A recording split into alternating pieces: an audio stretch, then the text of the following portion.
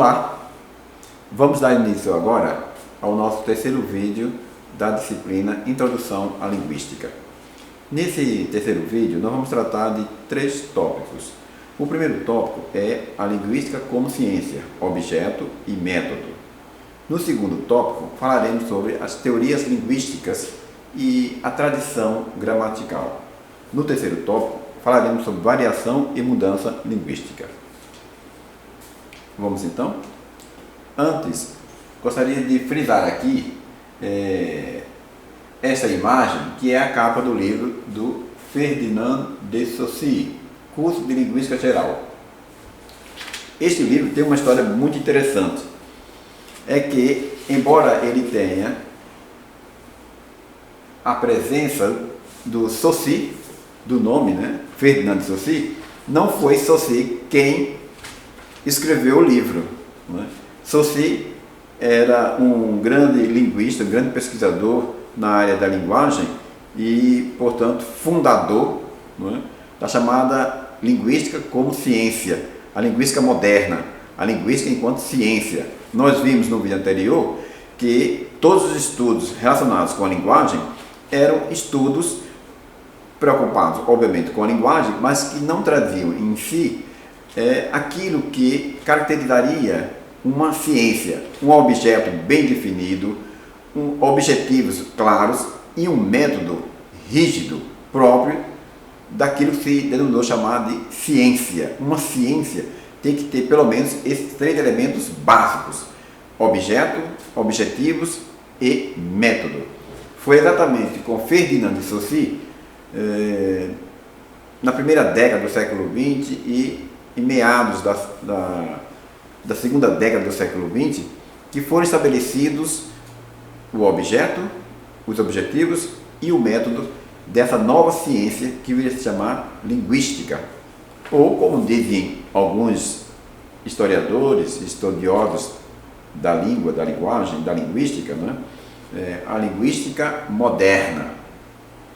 Bem, o Saussure, ele, de origem suíça, ele trabalhou na Universidade de Genebra e nos anos de 1907, 1909 e 1911 ele ofereceu cursos específicos sobre essa ciência, sobre a linguística.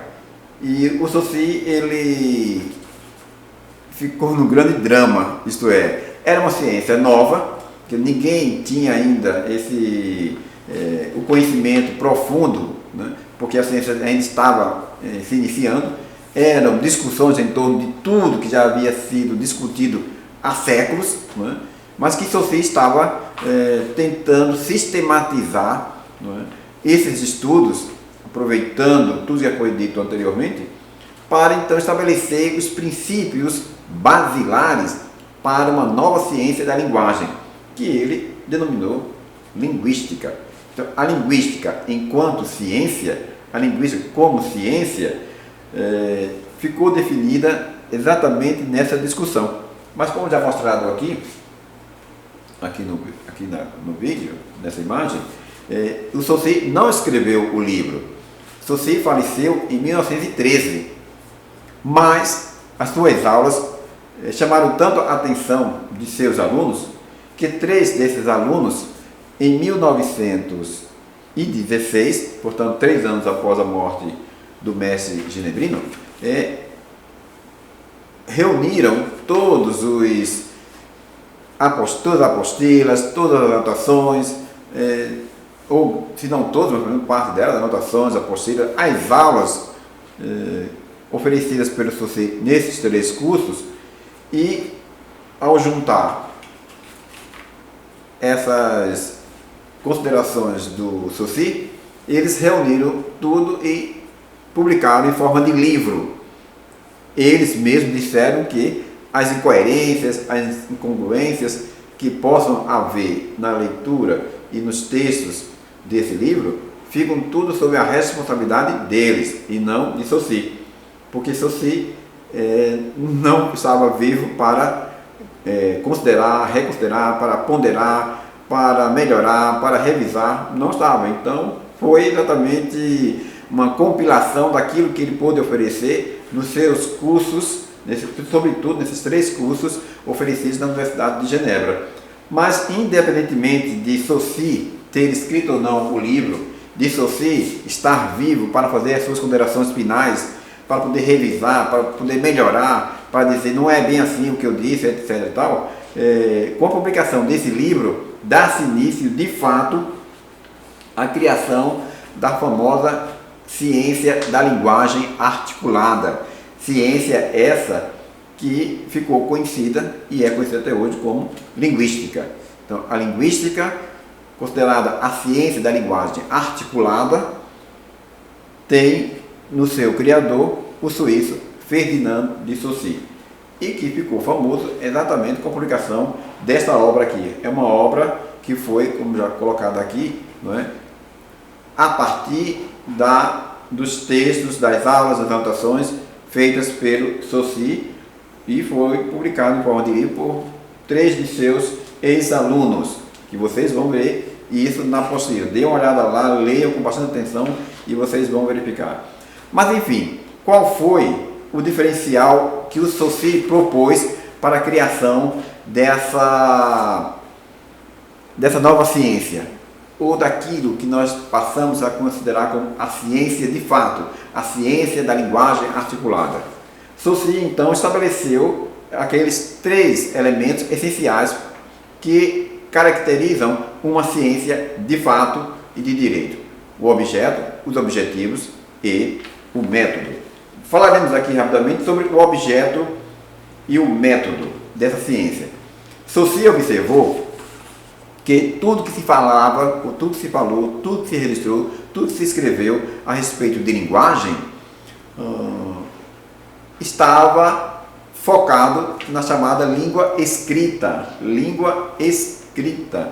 Portanto, é a partir daqueles elementos que foram registrados por uma parcela mínima da sociedade, as pessoas que dominavam o código escrito, né?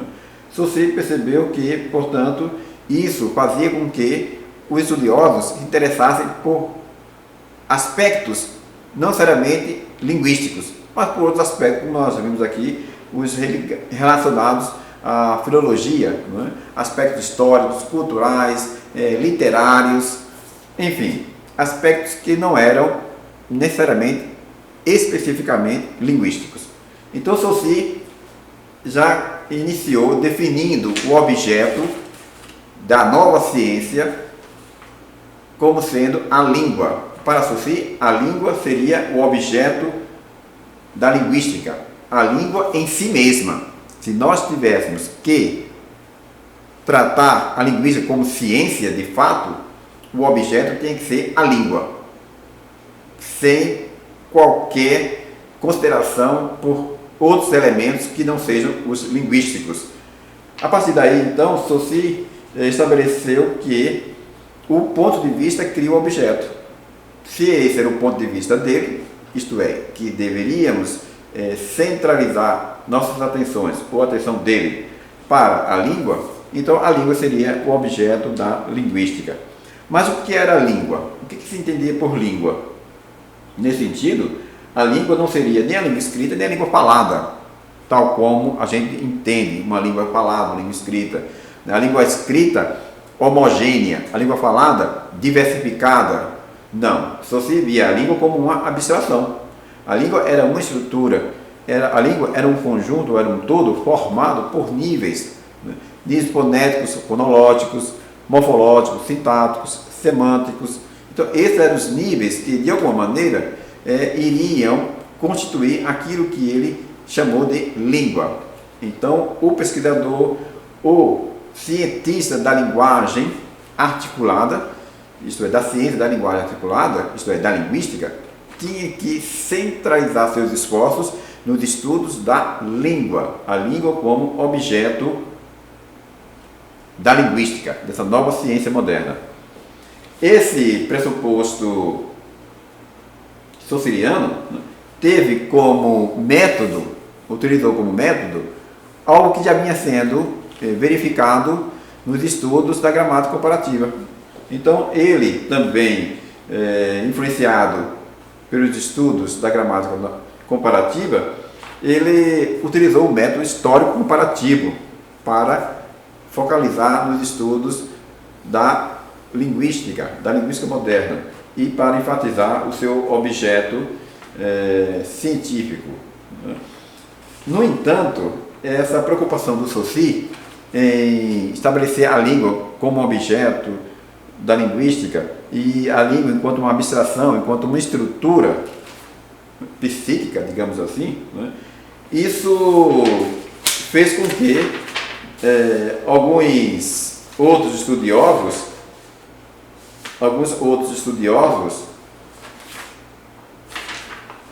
seguissem esse seu pensamento, concordassem com ele, mas nem todos concordaram com Saussure.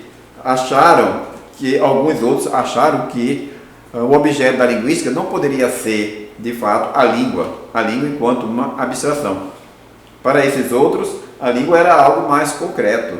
A língua se realizava, se concretizava na fala, o que implicaria dizer que o objeto real da linguística não seria a língua, e sim a fala. Mas, ao estabelecer que a fala seria objeto da linguística, tivemos aí então o surgimento de um outro viés dentro da linguística. Isto é, para a linguística o objeto seria a língua, mas para esse outro viés dentro da linguística, denominado sociolinguística, o objeto então seria a fala. E aquilo que caracteriza a fala é que é de fato o que vai caracterizar os fenômenos da linguagem, não é? Da língua. Isto é, uma língua se materializa na fala, portanto, é a fala o objeto de estudo da linguística.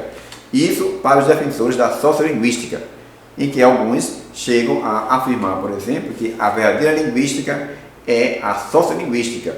Isto é preciso fazer estudos sociolinguísticos e não apenas linguísticos saussurianos, isto é, observar a língua no seu aspecto psíquico, no seu aspecto abstrato. Ok?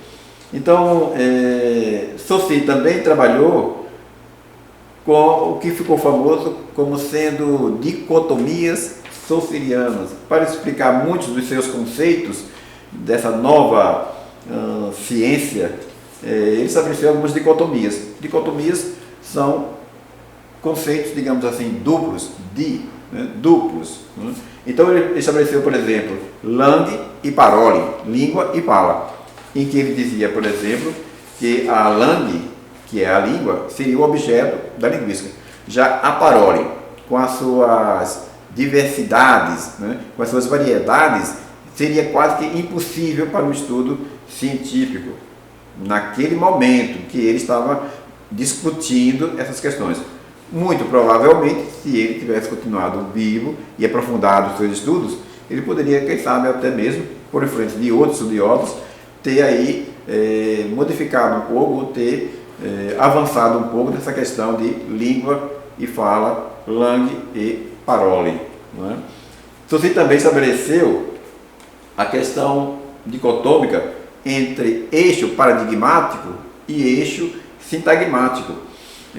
De acordo com Saussure, o eixo paradigmático é o eixo das escolhas, isto é, todo falante ele tem ao seu dispor uma quantidade enorme de possibilidades de fala, né? De possibilidade de escolher entre os elementos linguísticos aquilo que ele quer falar. Isso se dá, por exemplo, quando você quer chamar alguém, pode chamar pelo nome completo, pode chamar só pelo nome ou só pelo sobrenome, pode chamar pelo nome e um dos sobrenomes, enfim, você faz as escolhas, pode ser na primeira pessoa, do singular, do plural. O sistema linguístico oferece isso ao indivíduo, são as escolhas que ele tem. Mas ao elaborar o enunciado, o seu discurso, então ele entra no outro eixo, é o eixo sintagmático, que é o eixo das combinações dos elementos linguísticos. Então o eixo paradigmático está inserido nas escolhas dos elementos linguísticos e o eixo sintagmático está inserido nas combinações que nós fazemos na elaboração dos nossos discursos, enunciados, nossa fala e assim por diante. outra dicotomia saussuriana de respeito ao significante e significado, para explicar, por exemplo, o que é um signo. Signo linguístico, diferenciado, por exemplo, de elementos não sígnicos, né? Mas sim semióticos. O signo linguístico, que poderíamos, digamos assim, a grosso modo, chamar isso de linguagem verbal, a palavra, né? O signo linguístico, não é? Seria constituído, segundo Saussure, nessa terminologia dessa nova ciência chamada linguística, seria constituído de um significante e de um significado. Portanto, se você tem uma palavra, digamos assim,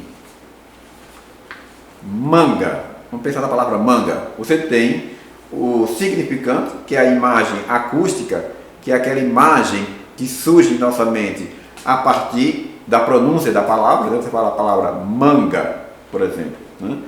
E também de um significado, que é o sentido. Enfim, o que é uma manga? Manga depende do contexto, depende da elaboração do enunciado, da sua fala, do seu discurso. Manga poderá ser uma fruta, mas manga também poderá ser uma parte da camisa. Isso aqui é uma manga, por exemplo, não é? Então, o significante é a imagem acústica, é aquela imagem que surge a partir da pronúncia, da fala feita pelo seu emissor, pelo falante da língua, não é? E o significado é aquilo que se entende pelo que está se falando. Em muitas culturas, as coisas são denominadas, são chamadas de formas diferentes. Então, o que pode ser manga de camisa de determinada cultura, pode ter, então, uma outra denominação. Portanto, significados diferentes. Isso tudo o sistema oferece ao falante, ao seu usuário, o sistema linguístico que estamos falando, né? Você também trabalhou com uma outra dicotomia. Falou, por exemplo, de sincronia, diacronia, né? E a sincronia e diacronia tem a ver com o tempo. O tempo. Se nós pensarmos em um determinado tempo, um tempo específico, uma parcela do tempo, digamos assim, o tempo atual, o tempo em que nós estamos vivenciando agora, só esse tempo agora, diríamos que aqui estamos tratando de questões ligadas à sincronia, né? Momento específico, momento atual. Se nós fizermos uma avaliação ou um estudo das palavras ou da linguagem no decorrer do tempo, isto é, passando por várias fases no tempo, então nós estamos fazendo um estudo diacrônico, né? Então isso é importante para observarmos como é que se processa a linguagem no seio da sociedade, né? Então, você também achava que a linguagem ou a língua como objeto da linguística, ela assim se configurava como objeto exatamente pelo fato dela ser social, imutável. A língua é imutável, diria Saussure. Isso na visão dele, né? Influenciado pelo método histórico comparativo dos estudos filológicos, no final do século XIX, Saussure fez uso desse método, então, do histórico comparativo, para ser os estudos que deram origem à linguística moderna, a denominada a ciência da linguagem articulada. Há muitas outras informações a respeito desse item. Mais uma vez, reforçamos que vocês podem e devem ler, reler os textos da apostila da disciplina Introdução à Linguística. Façam leituras de outras fontes, para que vocês possam aprofundar isso que nós acabamos de ver aqui. Esse tópico, então, nós encerramos aqui. A linguística como ciência, objeto e método. O objeto é a língua e o método, o histórico comparativo. Nós temos agora dois outros tópicos. O tópico denominado Teorias Linguísticas e Tradição Gramatical e o outro tópico denominado Variação e Mudança Linguística. Nesse próximo tópico agora, Teorias Linguísticas e Tradição Gramatical, vale a pena a gente enfatizar que no início do século XX, com a publicação do curso de Linguística Geral, surgiram diversas teorias, umas que seguiram de perto a proposta do Saussure e outras que se distanciaram da proposta do Saussure. Diríamos que aquelas que seguiram o Saussure estavam mais relacionadas com a linguística, no seu aspecto formal, né? E na língua como estrutura, a língua como um elemento mais formal, outros até mesmo relacionados com os aspectos mentalista, cognitivista, enquanto que os outros, que se afastaram um pouco dessa concepção de língua, estavam mais voltados para os aspectos sociais da língua. Daí nós tivemos uma variedade enorme de teorias linguísticas que ou se voltavam para os aspectos formais da língua ou se voltavam para os aspectos sociais, que de alguma forma influenciavam o conteúdo linguístico ou os estudos linguísticos. Para efeito de exemplificação, falaremos aqui de uma maneira mais rápida de duas dessas teorias. Na década de 50, por exemplo, surgiu uma teoria chamada gerativismo, cujo mentor, ou cujo estudioso mais reconhecido nessa área foi o americano Abraham Noam Chomsky. Então, Chomsky estabeleceu no final da década de 50, 1956, 57, os princípios básicos que iriam criar a teoria do gerativismo, que é voltada a princípio para a sintaxe, mas que também trabalhou com outros níveis linguísticos, na fonética, fonologia, morfologia, na semântica, mas sobretudo era uma ciência voltada para a sintaxe. Então, segundo Chomsky, a língua nada mais seria do que um conjunto de regras, né? Conjunto de regras que capazes de formular toda e qualquer frase em toda e qualquer língua. Essa teoria, Chomsky trabalhou com ela no final da década de 50, entrou na década de 60, início dos anos 70, mas hoje em dia Chomsky, ainda vivo, abandonou um pouco os estudos linguísticos e está mais ativamente naquilo que nós chamamos de ativismo político, mas não deixa de ser uma grande referência nos estudos da linguagem, sobretudo nos anos 50 até pelo menos início dos anos 80. Por outro lado, aqueles que encararam os estudos da linguagem não muito próximos aos princípios saussurianos, criaram então outras teorias que buscaram ver nos fatores sociais as influências necessárias para entender um pouco daquilo que se fala de língua, linguagem, linguística, sociolinguística. Podemos citar aqui, por exemplo, o Labov. Labov, no final dos anos 60, apresentou ao mundo uma nova teoria, que ficou conhecida como teoria da variação, teoria variacionista e sociolinguística laboviana. O princípio básico dessa teoria diz respeito exatamente aos aspectos sociais. Para Labov e outros que o acompanharam, caberia a linguística ou a sociolinguística, né, e exatamente no seio da sociedade, falar diretamente com os usuários da língua, com os seus falantes, para perceber que fatores poderiam condicionar a maneira, o modo de uso da língua, do uso da linguagem. Né?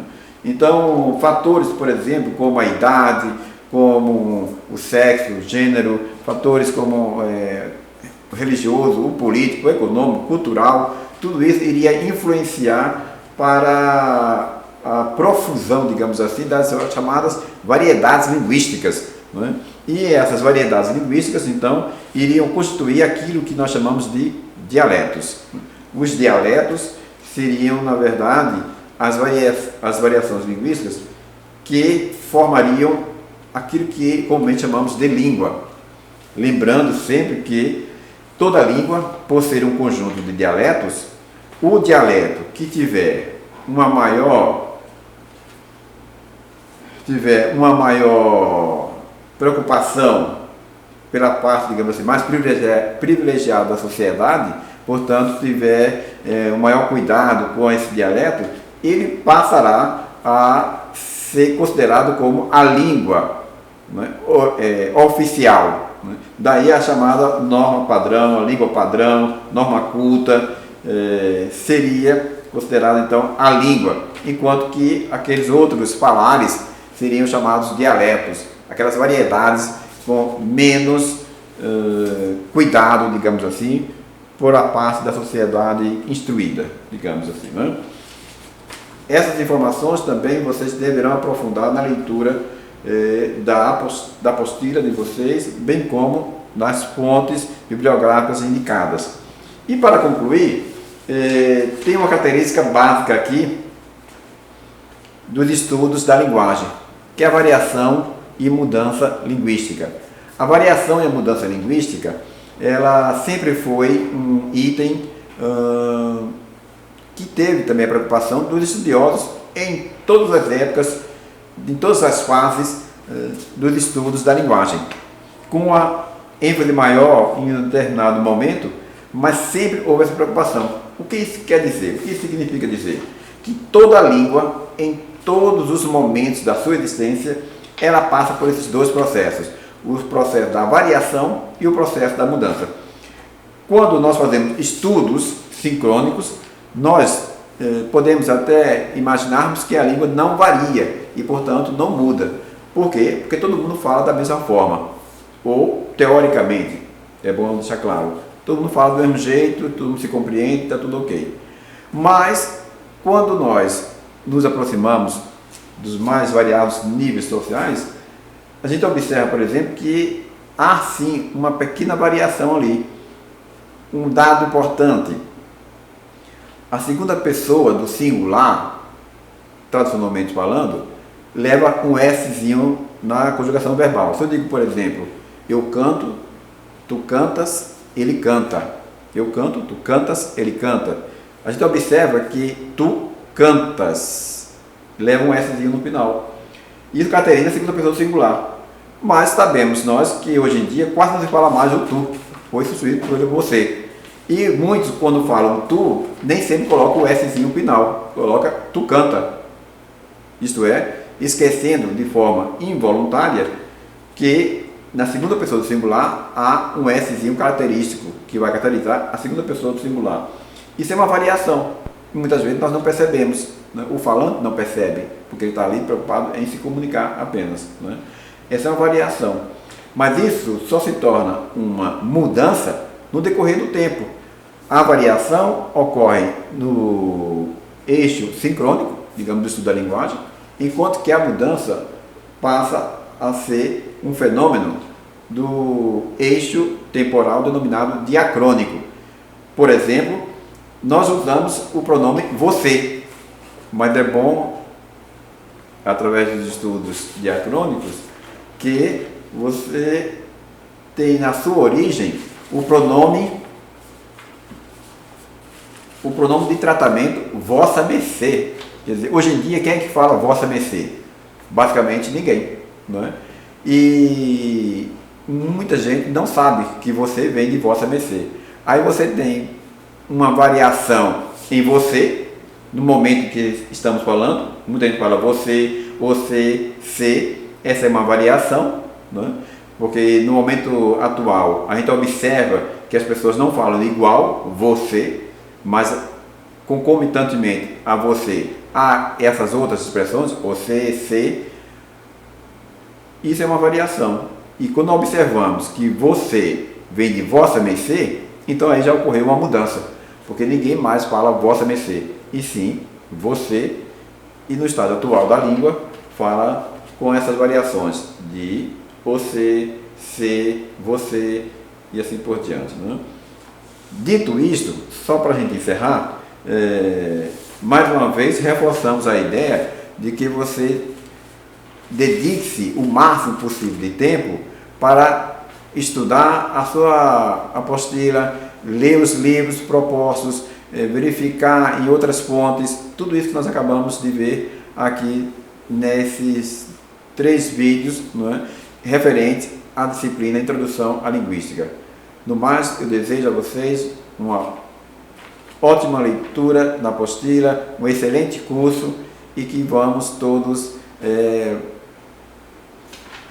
nos esforçarmos para, no final do curso, termos a certeza de que valeu a pena ter estudado Introdução à Linguística. Até lá!